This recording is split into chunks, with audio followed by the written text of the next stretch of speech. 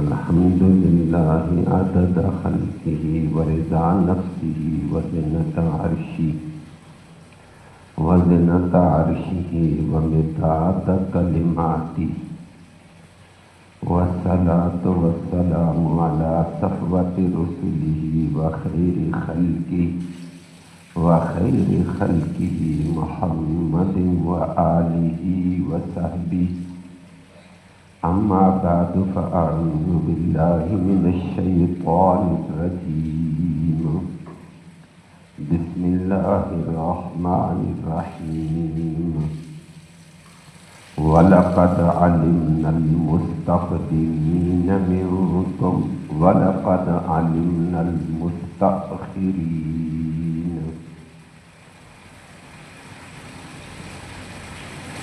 وإن ربك هو يحشرهم إنه حكيم عليم. صدق الله العلي العظيم وبلغنا رسوله النبي الأمي الكريم.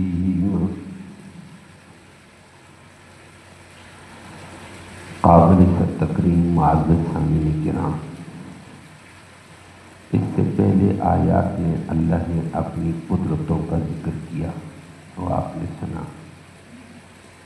اللہ نے کل آپ کے سامنے آج گزری، اللہ نے فرمایا میرے امتنان احسان دیکھو، میں نے زمین کے دائیں بائیں زمین کے وسط میں کھارے پانی کا کیسا سمندر پیدا کیا، اور وہ کھارا پانی تمہاری ہی پیدا کی ہوئی غلاظتوں کو، گندگیوں کو کھا کر پسند کر دیتا ہے. یہ میرا احسان، نہیں تو تعفن پھیل جائے گا. اور پھر میں اسی کھارے پانی سے بہارات اٹھاتا ہوں، پھر ہواؤں کو کہتا ہوں اوپر لے جاؤ، فلٹر شروع کرو. قدرتی فلٹر کر کے اوپر جمے ہوئے بادلوں میں بدل دیتا ہوں. جمے ہوئے بادلوں کے ذریعے سے پھر میں اس کو بارش کی شکل میں ہر زمین ضرورت والی سے برساتا ہوں. کہیں ان بادلوں کو میں برف کی شکل میں، اولوں کی شکل میں نیچے گرا دیتا ہوں، اور نیچے تمہارے لیے پانیوں کا سٹاک شروع کر کے زمین کے اندر سے انعکاسی کا نظام چلاتا ہوں. اور پھر اس سے پہلے آیت میں اللہ نے فرما دیا کہ میں تمہارے لیے اسی زمین کے اندر معیشت کے کھانے پینے کے بے شمار اسباب پیدا کیے ہیں. تمہارے لیے نہیں انسانوں، ایسی مخلوق کے لیے بھی جن کو تم کچھ بھی نہیں دیتے ہو، وہ چاہے پرندے ہوں، درندے ہوں، چرندے ہوں، سمندر کی مخلوق ہے، کیڑے مکوڑے ہیں، فرمائے سب کو میں دیتا ہوں. میری قدرت کو دیکھو. اسی طرح اللہ نے قدرتیں بیان کی ہیں. آج بھی اللہ رب العالمین نے آیت کریمہ میں اپنی دو صفتوں کا ذکر کیا. ایک صفت اپنی علم کی، اور دوسری صفت اللہ رب العالمین نے اپنی قدرت کی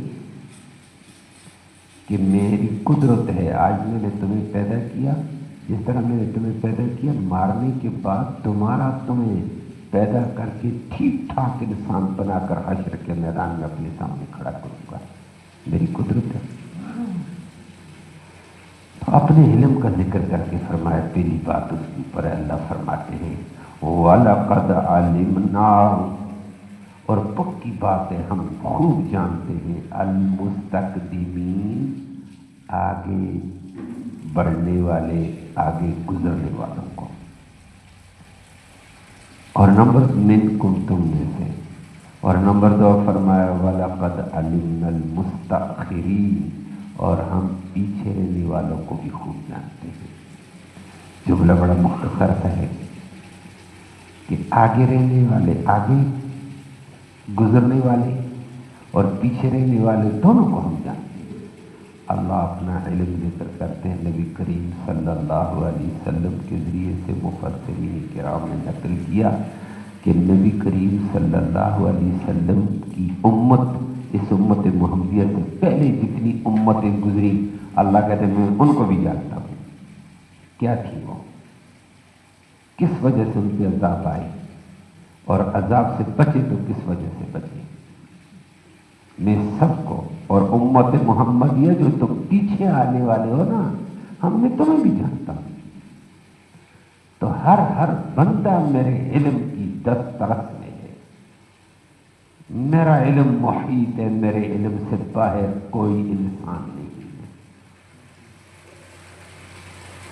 آیت میں انسانوں کا ذکر کیا، کوئی چیز بھی نہیں ہے، وہ تو ہر چیز کا احاطہ کیے، لیکن انسانوں کو تنبیہ کی ہے، تم سے پہلے والے بھی مجھے پتہ ہے کیا تھے، بعد والوں کو بھی مجھے پتہ ہے تم کون ہو، میری دسترس میں ہو۔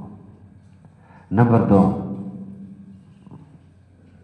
نبی کریم صلی اللہ علیہ وسلم نے فرمایا، آج ہم موجود ہیں، نبی کریم صلی اللہ علیہ وسلم کے دور میں جو لوگ موجود تھے، فرمایا جو تم سے پہلے فوت ہو گئے، گزر گئے، فوت ہونے والوں کو بھی میں جانتا ہوں کس طرح فوت ہوئے ہیں، کس نیت کے ساتھ فوت ہوئے ہیں، کس عمل کے ساتھ فوت ہوئے ہیں، میں ان کو بھی جانتا ہوں۔ اور جو تم زندہ ہو ابھی، پیچھے رہنے والے زندہ، میں تمہیں بھی جانتا ہوں، تمہارے کیا ارادے ہیں، تمہاری کیا سوچ ہے، تمہاری کیا نیت ہے، میں تمہارے اندر کو بھی جانتا ہوں، باہر کو بھی جانتا ہوں، میں اسی کے مطابق فیصلہ کروں گا۔ پہلے والوں کو بھی میں خوب جانتا ہوں۔ اللہ، یہ اللہ رب العالمین نے پہلے والے، آج ہم سے پہلے جتنے گزر گئے، اللہ کہتا ہے ان کو میں جانتا ہوں، فلہذا تمہارے تبصرے کی ضرورت نہیں ہے، کسی پر تبصرہ شروع کر دو، یہ ہوگا، وہ تھا، یہ تھا، وہ تھا۔ اللہ کہتا ہے مجھے پتا ہے کیسے فوت ہوا ہے، کس ارادے سے فوت ہوا، کس نیت کے ساتھ، کس عمل کے ساتھ، کیا جد و جہد تھی اس کی، مجھے سب کچھ پتا ہے، میں اسی کے مطابق کام کروں گا۔ اور پیچھے والوں، میں تمہیں بھی جانتا ہوں۔ اور یہ تنبیہ اس وقت کی ہے نا جب زندے ہوتے نا، ماشاءاللہ اللہ ہم سب کو ہدایت دے دے۔ اور ہماری ترتیب کیا ہوتی ہے، اپنا پتہ نہیں ہوتا ہے، پہلے والوں کو کوسو، جی یہ تھا، یہ تھا، یہ تھا۔ اور آج تو سوشل میڈیا ہے، غلاظت بکتے ہوئے جاتا ہے نا، اس وقت بڑا افسوس ہوتا ہے، 14ویں صدی، اپنا کوئی عمل ٹھیک نہیں، نہ علم ہے نہ عمل ہے، لیکن تبصرے جا کر انبیاء اور صحابہ پر کر دیتے ہیں۔ اور اللہ کہتا ہے میں ان کو بھی جانتا ہوں وہ کون تھے اور کیا اخلاص تھا ان میں تمہیں بھی جانتا ہوں، میرے علم میں ہے۔ اللہ، نمبر 3، تیسری بات فرمائی اللہ رب العالمین نے، مستقدمین، آگے بڑھنے والے۔ اللہ فرماتے ہیں میں ان لوگوں کو بھی جانتا ہوں جو جہاد کی صفوں میں آگے بڑھتے ہیں، دین کے غلبے کے لیے جان پر کھیل کر آگے جاتے، نہ جسم کی پرواہ، نہ اپنی جان کی پرواہ، نہ مال اور اولاد کی پرواہ، میں ان کو بھی جانتا ہوں۔ اور جو پیچھے رہتے بہانے کر کے دنیا کی لالچ میں، دنیا کی ہوس میں ان کو بھی جانتا ہوں، میرے علم میں سب کچھ۔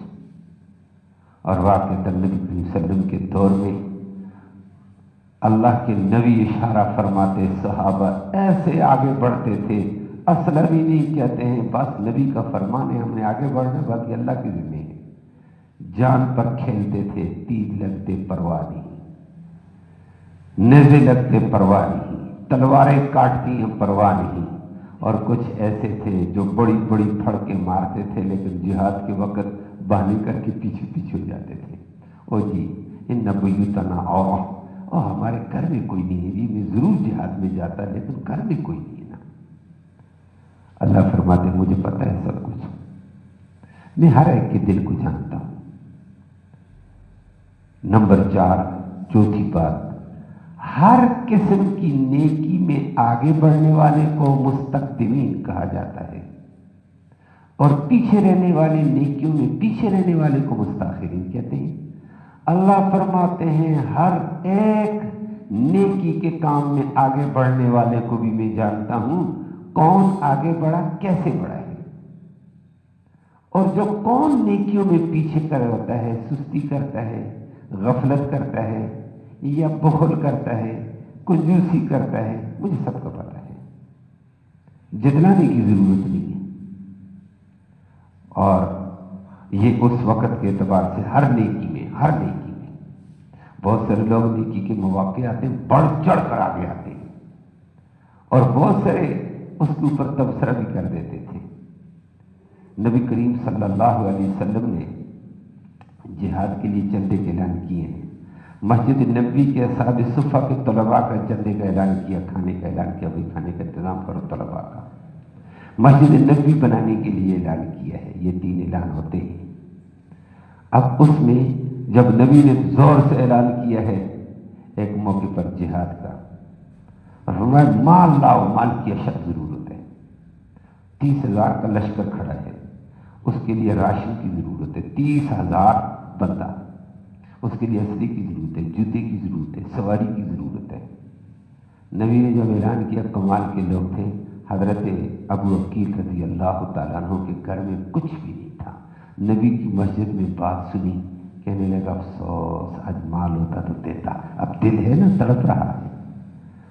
تو چلا گیا، عشاء کی نماز تک دعائیں کرتا رہا، اللہ موقع دے دے نیکی میں کما لوں۔ عشاء کی نماز نبی صلی اللہ علیہ وسلم کے پیچھے پڑی ہے، دل میں خیال گزرا، باہر نکلا، فلاں یہودی کے پاس جاتا ہوں، اس کا باغ ہے بڑا، وہاں پانی سینچنا پڑتا ہے، رات بھر ڈور نکالو، باغ کو آگے پانی جائے گا۔ تو کہتا وہاں جاتا ہوں۔ اس کو کہا جی مجھے مزدوری کے اوپر اپنے ہاتھ ٹھہرا دو، مجھے مزدوری چاہیے۔ اس نے بھی کہا ٹھیک ہے کرو کام، اور اس مزدوری پر اس نے رات بھر بیچارہ پانی کی ڈول کھینچتا نکالتا، صبح اس نے نصف سا 2 کلو کھجور باغ میں سے اس کو دی کہ جاؤ۔ ان کا چل یہ بھی ٹھیک ہے، لایا، صبح نماز نبی کریم صلی اللہ علیہ وسلم کے پیچھے پڑی، لوگ اپنا اپنا مال پیش کرتے تھے، منافق بھی بیٹھے ہوئے تھے، تو اس نے نصف سا 2 کلو کھجور لا کر پیش کی، یا رسول اللہ یہ لے لو، یہ میری توفیق یہی ہے۔ توفیق کیا، رات کو محنت کر کے لائی، گھر میں کچھ ہے ہی نہیں۔ اس کا آپ خود اندازہ لگائیں کتنا بڑا دل میں اخلاص ہوگا، کیسا اللہ کی رضا والا انسان تھا۔ منافقوں نے بیٹھ کر کہا واہ یہ بھی دیکھو، یہ 2 کلو کھجوروں سے روم کو فتح کر رہا ہے، 30,000 کے لشکر کا انتظام کر رہا ہے، یہ دیکھو اس پاگل کو، باتیں کی ہیں، خود دیتے نہیں، جو دیتے ہیں ان کے خلاف باتیں۔ اتنے میں حضرت عبد الرحمن بن عوف نے مال لایا، عثمان نے مال لایا رضی اللہ تعالیٰ عنہ، لا کر عثمان نے کہا یا رسول اللہ 1,000 اونٹ سامان سے لدا ہوا میری طرف سے آئے گا، مجاہدوں کا سامان بھی ہوگا، راشن کا انتظام بھی ہوگا، اونٹ بھی اللہ کے راستے میں، سامان بھی اللہ کے راستے میں۔ نبی کریم صلی اللہ علیہ وسلم مسکرائے، عبد الرحمن بن عوف نے ایک بوری پیسوں کی لا کر کھولی، اب اس کے اوپر بھی اعتراض کرنے، دیکھو دکھاوے کو دیکھو، اس کے دکھاوے کو دیکھو، یہ کہتا ہے میں بڑا مال دے چکا ہوں، اور گویا جو تھوڑا دے زیادہ دے نیکی میں سبقت کرتا ہے، لیکن دوسرا بخل کرتا ہے اعتراضوں پہ۔ اللہ نے فرمایا باتیں نہ کرو، وَلَقَدْ عَلِمْنَا الْمُسْتَقْدِمِينَ، میں آگے بڑھنے والوں کو بھی خوب جانتا ہوں، ان کے دل میں کیا نیت کیا ہے، اخلاص کیا ہے، ان کا ظاہر کیا ہے، باطن کیا ہے، جو پیچھے رہتے میں ان کو بھی جانتا ہوں، میرے سامنے سب کچھ کھلا ہوا ہے، عیان۔ اور یہی حال نبی کریم صلی اللہ علیہ وسلم نے فرمایا نماز کی صفوں کا بھی ہے۔ اللہ کہتے ہیں بعض نمازی اخلاص کے ساتھ بر وقت آ کر پہلی صفوں میں کوشش کرتے ہیں کہ میں جلدی جاؤں، جلدی پہلی صف مل جائے، اللہ کہتے ہیں میں اس کو بھی جانتا ہوں۔ اور جو سستی کر کے آخری ٹائم میں آ کر چلو نماز ہی پڑھنی ہے، چاہے وہ عام نماز ہے، جمعے کی نماز، آخر میں آتا ہے سست ڈھیلا صرف ٹوٹل پورا کرنے، اللہ کہتے ہیں میں ان کو بھی جانتا ہوں، میرے سامنے سب کچھ ہے، کوئی چھپا ہوا نہیں، میں اس کے مطابق بدلا دوں گا۔ تو فرما دیا ہے کہ ہر ایک کو میں جانتا ہوں، وَلَقَدْ عَلِمْنَا الْمُسْتَقْدِمِينَ مِنْكُمْ وَلَقَدْ عَلِمْنَا الْمُسْتَأْخِرِينَ، تم میں سے جو پیچھے سبقت کر کے نیکی میں آگے بڑھتے، نماز میں، پیسے دینے میں، جہاد میں، کسی نیکی میں، مجھے پتہ ہے کس نیت کے ساتھ، کس ارادے کے ساتھ آگے آئے ہو، جو پیچھے رہتے ہیں میں ان کو بھی جانتا ہوں، تم نے ایک دوسرے پر تبصرے چھوڑ دو، میں رب جانتا ہوں۔ اللہ اور حدیث میں نبی کعب احبار ایک حدیث نقل کرتے ہیں. کعب احبار بہت بڑا عالم ہے، یہودی عالم تھا. نبی کریم صلی اللہ علیہ وسلم سے ملاقات ہوئی، اس وقت اسلام میں سے نہیں لایا. نبی کریم صلی اللہ علیہ وسلم سے کئی سوال کیے اس نے. نبی کریم صلی اللہ علیہ وسلم کی وفات کے بعد اللہ نے اسلام کی دولت دے دی. تابعی بن گیا، صحابی نہ بن سکا. عالم بہت بڑا تھا. کعب احبار کہتا ہے، نبی کریم صلی اللہ علیہ وسلم کی حدیث نقل کرتا ہے کہ میں نے خود اپنے صحابی سے نقل کر کے کہتا ہے اللہ کے نبی کا فرمان ہے. اللہ فرماتے ہیں نماز کی صفوں میں، جہاد کی صفوں میں جو سب سے آگے بڑھنے والے میں ان کو جانتا ہوں کہ ان کا کیا اخلاص ہے اور ان کے دلوں میں کیا محبت ہے. میں ان کو جانتا ہوں، پیچھے رہنے والوں کو بھی جانتا ہوں. تو آگے وہ عجیب بات کہتے ہیں اللہ. وہ فرماتے ہیں اخلاص سے بھرپور لوگ کبھی کبھی آگے بڑھے ہوئے ہوتے ہیں، آگے والی صفوں میں ہوتے ہیں. اللہ فرماتے ہیں میں ان کے اخلاص کے رتبے کو جانتا ہوں. اتنا اعلیٰ اخلاص ان کا ہوتا ہے، ان کی نماز تو قبول ہو ہی ہو گئی، ان کے پیچھے کھڑے ہونے والوں کی بھی میں ان کے اخلاص کی وجہ سے نماز قبول کر لیتا ہوں. فرمایا میں ان کے اخلاص کو بھی جانتا ہوں، پیچھے والے سستوں کو بھی جانتا ہوں، لیکن نماز کی صفوں میں کوئی اعلیٰ قسم کے آگے آئے ہوتے ہیں، میں ان کے اخلاص کی بدولت پیچھے والوں کو بھی معاف کرتا ہوں، ان کو بھی جانتا ہوں. تو کعب احبار عام طور پر یہ کرتے تھے. حالت تھا بہت بڑا. اس حدیث کو بھی نقل کرتا، عمل کرتے ہوئے مسجد نبوی میں نماز پڑھتا، کوشش کرتا پیچھے پیچھے. کسی نے کہا آگے، کہنے لگا آگے کوئی صحابی کھڑا ہوگا، کوئی اخلاص والا کھڑا ہوگا، اس کی بدولت اللہ میری نماز قبول کر دے. کیونکہ حدیث میں آتا ہے اخلاص سے بھرپور لوگوں کے پیچھے کھڑے ہو جاؤ، آگے والوں کی برکت اور رحمت سے تم بھی پار ہو جاؤ گے. فرمائے بعض لوگ ایسے بھی ہوتے ہیں، اللہ نے نوازنا ہوتا ہے. آخری بات، یہ الفاظ قرآن کے تو مختصر تھے لیکن بڑے عجیب تھے. عبداللہ بن عباس رضی اللہ عنہ فرماتے ہیں نیتیں ہر ایک کی ہیں، یہ ساری تفسیریں بالکل ٹھیک ہیں، الفاظ فٹ سب پہ آ رہی ہیں. عبداللہ بن عباس فرماتے ہیں نبی کریم صلی اللہ علیہ وسلم کے ایک دور میں عورتوں کو مسجد میں آنے کی اجازت تھی، اور صبح کی نماز میں، مغرب شام میں، دن کی نمازوں میں نہیں. دن میں اجالا ہوتا ہے تو اجالے میں عورت کا کسی قسم کا بدن نمایاں ہو جائے گا، یہ گناہ ہے. مردوں کی نگاہ پڑے گی، گناہ ہے. اندھیرے والی نمازوں میں وہ آتی تھی، وہ بھی پردے میں. لیکن انسان ہے، کبھی کبھی عورت اگر چادر میں آتی تھی، جلباب قرآن نے اس کو ذکر کیا سر سے لے کر پاؤں تک، لیکن کوئی حصہ ننگا ہو ہی جاتا ہے. فرمایا ایک عورت تھی، اللہ نے اس کو قد بھی دیا تھا، حسن بھی دیا تھا. تو عورتیں، مرد آگے ہوتے ہیں، شریعت کا تقاضا ہے. پھر مردوں کے پیچھے بچے ہوں گے، بچوں کے پیچھے عورتیں ہوں گی. یہ ترتیب ہے اللہ کے پیغمبر صلی اللہ علیہ وسلم کے مطابق ہے. لیکن اس عورت کے حسن جمال کے منظر میں منافق قسم کے لوگ پیچھے پیچھے نماز کی صفوں میں رہتے تھے، اور مخلص لوگ وہ بچتے تھے کہ پیچھے کسی عورت پر نگاہ نہ پڑے، اس حسین پر یا اور کسی پر نگاہ نہ پڑے. وہ کوشش کرتے تھے بر وقت آ کر پہلی صفوں میں، وہ پیچھے والی سب سے بچتے تھے. اور منافق آگے والی صفوں میں نہیں آتے، پیچھے والی صفوں میں رہتے تھے. اور پیچھے والی صف میں بھی کیوں؟ کہ تاکہ ایک جھلک ہمیں بھی نظر آ جائے. اور وہ جھلکیاں عورتوں کی دیکھتے اور اس حسن جمال کے منظر کے تڑپے بھی رہتے تھے، نیت دل میں پیچھے اس لیے کہ یہ نگاہ پڑی جائے گی. اللہ نے فوراً فرمایا او صحابہ وَلَقَدْ عَلِمْنَا الْمُسْتَقْدِمِينَ مِنْكُمْ، آگے بڑھنے والے اخلاص سے بھرپور، بے حیائی سے، عورتوں کی نگاہوں سے بچنے والوں کو بھی میں جانتا ہوں، پیچھے رہ کر چکر چلانے والوں کو بھی میں جانتا ہوں. میرے علم میں سب کچھ. کون کس نیت کے ساتھ مسجد میں آیا ہے؟ تو منافق تو آتے تھے. بعد میں نبی کریم صلی اللہ علیہ وسلم نے اعلان کر دیا، منافق زیادہ ہو گئے تھے، ابتدا میں اتنے نہیں تھے. جب زیادہ ہوئے تو ان کے چکر مکر زیادہ چلتے تھے. اللہ کے نبی نے فرمایا آج کے بعد عورتوں کا مسجد میں آنا بند. وہ دور تھا پھر نبی کا پاکیزہ دور. بعد میں پھر صحابہ نے بھی بند کر دیا کہ اب وہ دور نہیں رہا. آج تو 15ویں صدی ہے، اللہ ہی معاف فرمائے. پھر عورتوں کا حجاب بھی ایسا ہی ہوتا ہے. اللہ سب کو ہدایت نصیب فرمائے. اللہ نے فرمایا میرے سامنے سب کا ظاہر اور باطن ہے، میں اسی کے مطابق تمہارا حساب لوں گا. اللہ ہمیں سرخروئی نصیب فرمائے.